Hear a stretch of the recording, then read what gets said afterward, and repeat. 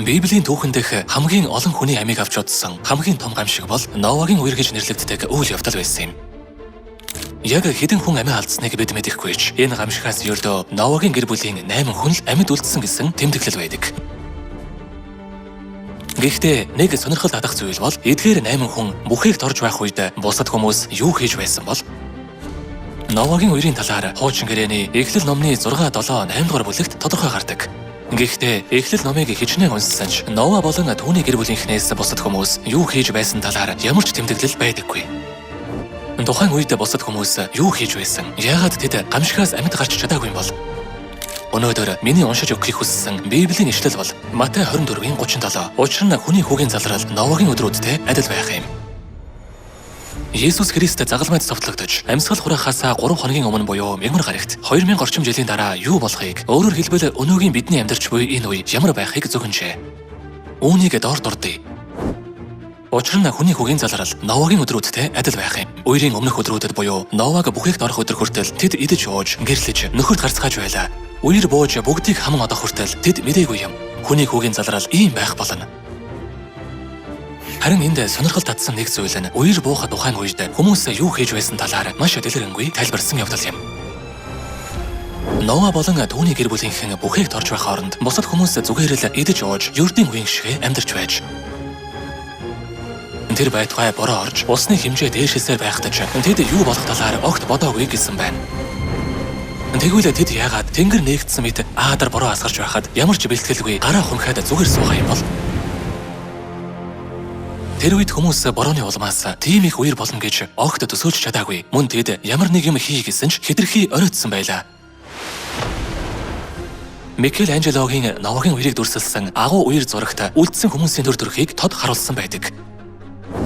Уг зурагт дүрслэгдсэн хүмүүсийн ихэнх нь гинтийн үерийн улмаас хувцас хунраач өмсөөгүй байдаг. Зарим нь ус жаахан л нэмэгдэвэл юугүй живхэд биелэн давчуу найдваргүй майханд борооноос хорогдож байхад зарим нь бүхээг дээр арай гэж авирч гарсан ч дотогшоо ор харгаа олохгүй цөхрөнгөө бараад сүхээр цохиж буй харагдана. Уран зурагт дүрсэлснээс харахад бидний төсөөллөөс тавсан гамшигын өмнө хүн төрлөختний дэндүү мөхөс байдлыг мэдэж болно. Хэрв үүнтэй адилхан нөхцөл байдал өнөө үед үүслэе гэхэд үр дүн нь тийм ч их ялгаагүй байж мэдэх юм. Гамшиг гихчийн уг шинж чанар нь урьдчилан таамаглах аргагүй байдаг.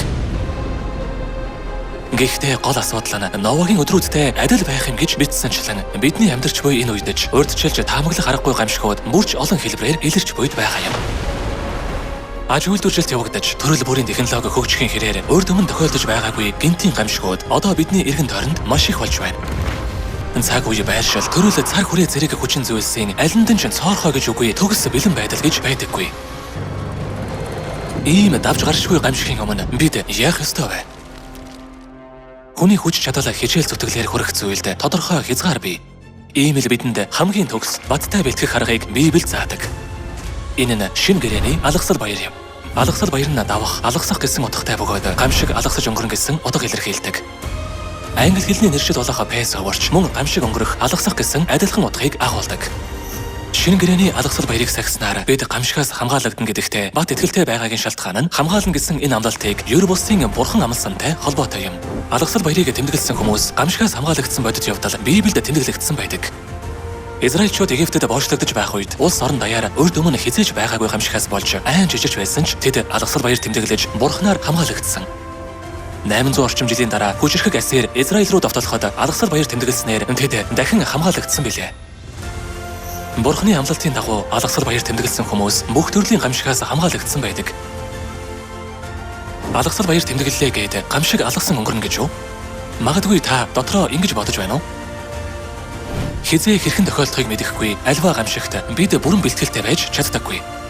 Тохиолдлоор эсвэл азар аюул өнгөрвөл мэдээж ашгүйч гэлээ хор мөч болгонд азант найдах аргагүй бидтэй.